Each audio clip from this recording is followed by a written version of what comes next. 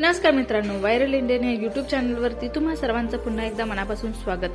तर मित्रांनो, राजकारणातील अचूक टायमिंग साधणारे उदय सामंत यांच्या कॅबिनेट पदापर्यंतचा आज रंजक प्रवास या व्हिडिओमध्ये आपण जाणून घेणार आहोत। तर हा व्हिडिओ शेवटपर्यंत नक्की बघा आणि आपल्या चॅनलला सबस्क्राइब केलं नसेल तर प्लीज चॅनलला सबस्क्राइब देखील करा। राजकारणात अचूक टायमिंग साधल्यामुळे उदय सामंत यांनी पुन्हा कॅबिनेट मंत्रिपदाला गवसणी घातली। राज्याचे उच्च तंत्र शिक्षण मंत्री म्हणून त्यांनी बहारदार कामगिरी बजावली आहे। ऐन उमेदीच्या काळात त्यांच्या रूपाने कोकणच्या राजकारणात धडाडीचा कार्यकर्ता उच्च पदापर्यंत पोहोचला आहे। कोकणात राणे, गीते, तटकरे यांच्या कारकिर्दीनंतर खऱ्या अर्थाने आपला शिक्का जमवला असेल तर तो उदय सामंत यांनीच। सहसा कोणत्याही वादात न अडकण्याचे त्यांचे कसब आणि नशीब यांनी त्यांना नेहमीच साथ दिली आहे। त्यामुळे अल्पावधीतच त्यांची पटापट राजकीय पायऱ्या चढतच गेले, नाहीतर त्यांनी विरोधकांना त्यांचे गहिरे पाणीही दाखवले। उमद्या कार्यकर्त्याने एखाद्या जिल्ह्यात अल्पावधीतच राजकीय एकछत्री अंमलबजावणीचे सामंत हे अस्सल उदाहरण आहेत।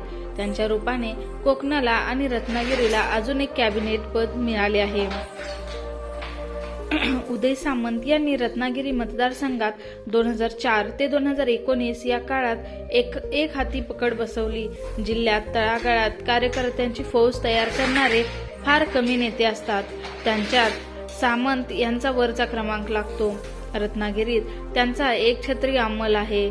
शिवसेना वाढवण्यात त्यांचा मोठा हात असला तरी राजकीय कारकीर्द राष्ट्रवादी पक्षातून झाली होती। भाजपच्या उमेदवाराचा पराभव करून त्यांनी राजकारणाचा श्रीगणेशा केला होता। त्याच भाजपसोबत सत्तेत असताना मंत्रिपद भूषविले।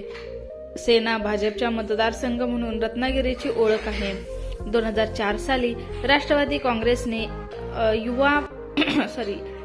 काँग्रेसने युवा नेतृत्व असलेल्या उदय सामंत यांच्यावर विश्वास टाकला आणि त्यांनी या संधीचे सोने केले। आमदार म्हणून ते विजयी झाले।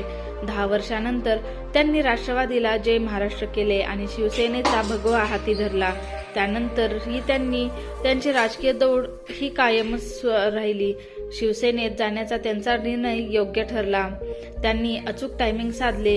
युतीच्या काळात त्यांच्या गळ्यात मंत्रिपदाची माळ देखील पडली। पुढे शिवसेना आणि भाजपमध्ये दुरावा आल्यानंतर ही महाविकास आघाडीत मंत्रिपदाची माळ त्यांच्या गळ्यात पडली। राज्याचे उच्च तंत्र शिक्षण मंत्री म्हणून त्यांची कारकीर्द बहरली आणि आता ही त्यांनी टायमिंग साधत शिंदे गटाचा हात धरला होता आणि त्यांच्या गळ्यात पुन्हा एकदा कॅबिनेट मंत्रिपदाची माळ आपसुकच पडली होती। जून महिन्याच्या अखेरीस एकनाथ शिंदे यांनी शिवसेनेत बंड केले होते। या बंडात त्यांना आमदारांनीच नाही तर मंत्र्यांनी देखील साथ दिली होती। सुरुवातीला सुरत येथे असलेल्या आमदार आणि मंत्र्यांमध्ये उदय सामंत यांचा सहभाग नव्हता। ते शिवसेना सोडून जाणार नाहीत असा विश्वास व्यक्त होत होता। गुलाबराव पाटील, उदय सामंत यांच्यावर शिवसेनेची भिस्त होती। शिंदेचं बंड फसणार असं भाकीत वर्तवण्यात येत होतं। शिवसेनेने बंड थोपवण्यासाठी बोलावलेल्या बैठकीत हे दोन्ही नेते उपस्थित होते, पण नंतर दोघेही नॉट रिचेबल झाले।